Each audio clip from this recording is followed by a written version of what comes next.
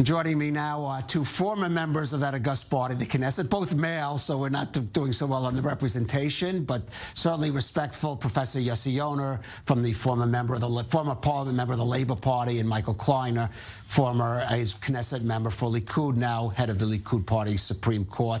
And gentlemen, civility, I'm sure, will reign in this studio. But what can we expect from this Knesset? Michael Kleiner, your party is in power. What are we going to expect from this Knesset?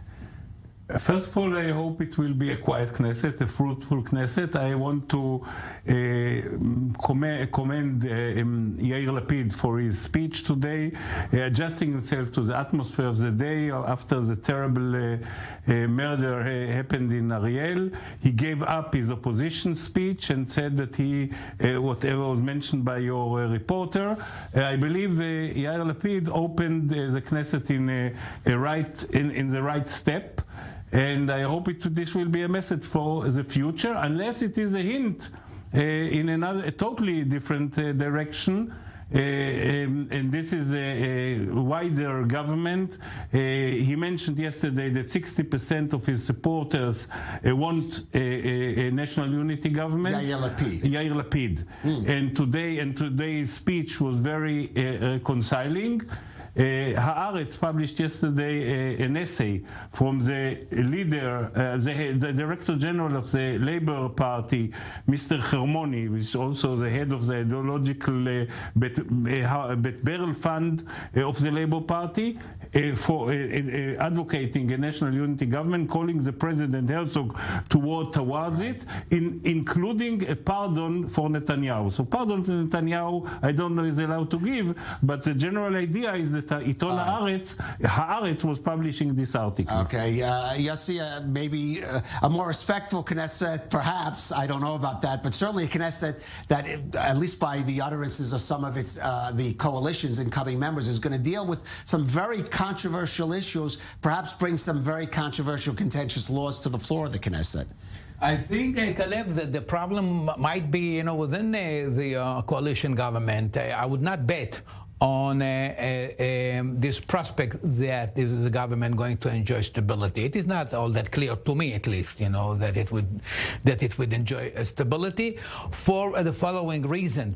I think that the amazing victory or achievements of the religious Zionism party means that they see themselves as the inheritor, the successor of Netanyahu, of the Likud. It is for them, it's just another stage in their long journey, which means that they would put a lot of effort to portray Netanyahu as a leftist, as someone that is bowing to international pressures of force on their own, which means that they're going to try to bring legislation expanding the settlement project, issues like that, that actually representing far-right wing ideology. As I said, this is in order to embarrass Netanyahu. This is in order to say, well, we are the rightfully right party in Israel. So here Netanyahu would be in some kind of a dilemma because, well, he's a prime minister. He has responsibility. He cannot act according to what he wishes. There are considerations. So if he bows to international pressure, to international considerations, that would mean fighting with them. If he bows to them, then it means that he would face a lot of international pressure. So the challenge facing him is actually how to maneuver between these two kind of considerations. Let me ask you, because Michael Kleiner, if Netanyahu does not go for a broader government, and right now he said he doesn't. Right now he said he wants a solid right-wing government. Is he going to?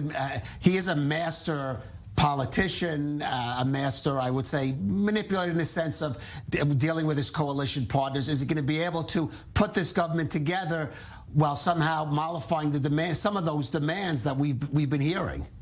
First of all, I don't know how good a negotiator Netanyahu is. He's good, but I can tell you one thing. Bezalel Smotrich is a much better negotiator, and he is the one who was able in past negotiations with the Likud always to get much more than he deserves regarding his power. And his demands are very extreme, very far-reaching, unlike Ben-Gvir. Ben-Gvir is much more moderate, is much more investing time to convince ambassadors that he knows that he has to go towards the center and he will be okay, and the first thing he will do, it will help the Arab society to fight the crime within it. Smotrich is not compromising. Smotrich was the man who prevented at the last time the establishment of a Likud government. He is actually the culprit in the establishment of Lapid's government by vetoing the participation of the Arab Ram of Mansour Abbas in the coalition. And this time he wants Minister of Finance or Minister of Defense. Minister of Finance, all other parties don't want to give him because they don't want to negotiate with him as Minister of Finance, and the Defense Minister, which he could be very good. The question is how the international community will accept it. If not, why shouldn't Netanyahu give him defense? Well, why shouldn't Benjamin Netanyahu giving Bezalel Smotrich defense? Yossi Yonah? Calev, this is exactly what I was saying, and I think that what Michael Kleiner is saying is just complementing that, pointing to the kind of the tough decisions that facing Netanyahu. And to continue the line of thinking that I was sharing with you guys before. Suppose tomorrow there is some kind of terror attack. What ought to be done? Probably Smotrich would want a very harsh retaliatory kind of moves, and that Netanyahu would say, well, I don't know if I can do that, vis-a-vis international pressure and stuff like that. So this is what I'm saying, because the conflict is still there, the national conflict is still there. The situation is explosive. So that explosive situation in the West Bank is going to present the kind of you do, and I'll just get this one thing, Michael.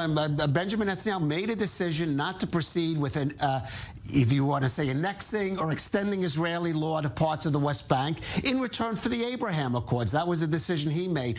Would this coalition that in the Knesset support that kind of move, you think? So, if Bezalel Smotrich is in the cabinet, and if Ben-Gvir in the cabinet, and they want, as Professor Yonah, my friend, mentioned correctly, they want to a career, they want to replace Likud.